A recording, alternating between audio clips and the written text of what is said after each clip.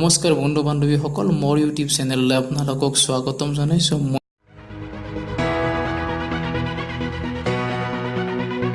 মই আজি আপোনালোকৰ লগত আলোচনা কৰিম যে তুলসী গছত পানী দিয়াৰ সময়ত জপ কৰক এই বিশেষ মন্ত্ৰ, সকলো সমস্যা সমাধান হ'ব। বন্ধু বান্ধৱীসকল, হিন্দু ধৰ্মত তুলসী মাতাক দেৱী হিচাপে পূজা কৰা হয়। ইয়াৰ উপৰিও আমাৰ অসমত বিশেষভাৱে মহত্ব আছে তুলসী গছৰ।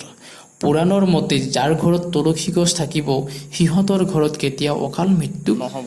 পৰম্পৰা অনুসৰি মান্যতা আছে যে প্ৰতিদিন তুলসী পূজা কৰিব লাগে আৰু দৰ্শন কৰিলে সকলো পাপ বিনষ্ট হয়। যদি আপোনাৰ ঘৰত তুলসী গছ ভালদৰে জীয়াই আছে তেতিয়াহ'লে আপুনি এইটো কথা গুৰুত্ব দিয়ক যে সামান্য উচ্চ স্থানত ৰাখিব। তুলসী অৰ্থাৎ তুলসী গছজোপাক আপুনি সামান্য উচ্চ স্থানত ৰাখিব লাগে। ইয়াৰ উপৰি অপবিত্ৰ ব্যক্তিৰ ছাঁ পৰিব দিব নালাগে। বন্ধু বান্ধৱীসকল, এতিয়ালৈ যদি মোৰ চেনেলটো ছাবস্ক্ৰাইব কৰা নাই ছাবস্ক্ৰাইব কৰিব, লগতে কাষতে থকা বেল আইকনটো ক্লিক কৰি ৰাখিব।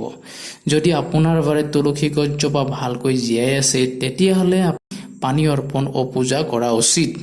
সন্ধ্যা সময়ত তুলসী গছৰ গুৰিত ঘিউৰ চাকি অৱশ্যে জ্বলাব লাগে। আৰু যদি আপোনাৰ শনিৰ দশা আছে তেতিয়াহ'লে শনিবাৰে সন্ধ্যা সময়ত তেলৰ চাকি জ্বলাওক। সন্ধ্যা সময়ত তুলসী গছ স্পৰ্শ নকৰিব আৰু পাতো ছিঙিব নালাগে।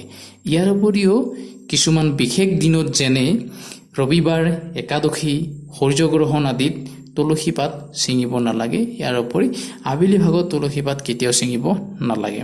বন্ধু বান্ধৱীসকল, তুলসী গছত পানী দিয়াৰ সময়ত আপুনি কওক এই মন্ত্ৰটি: মহাপ্ৰসাদ জননী সৰ্ব সৌভাগ্যবৰ্ধিনী আদি ব্যাধি হৰানিত্য তুলসীত্য নমস্তুতে।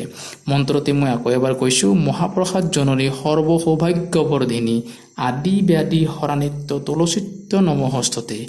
তাৰপিছত আপোনাৰ সকলো মনোকামনা তুলসী মাতাক জনাওক।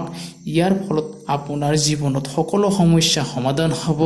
চাকৰি সংক্ৰান্তীয় হওক, বিয়া বাৰু সংক্ৰান্তীয় হওক, বেপাৰ বাণিজ্যত আপোনাৰ উন্নতি হ'ব, ধন সঞ্চয় হ'ব, লগতে আপুনি আপোনাৰ জীৱনত সুখ শান্তিৰে জীৱনটো ভৰপূৰ হ'ব। বন্ধু বান্ধৱীসকল, মোৰ ভিডিঅ'টো চাই ভাল পালে লাইক কৰিব, শ্বেয়াৰ কৰিব আৰু মোৰ চেনেলটো ছাবস্ক্ৰাইব কৰিবলৈ নাপাহৰিব।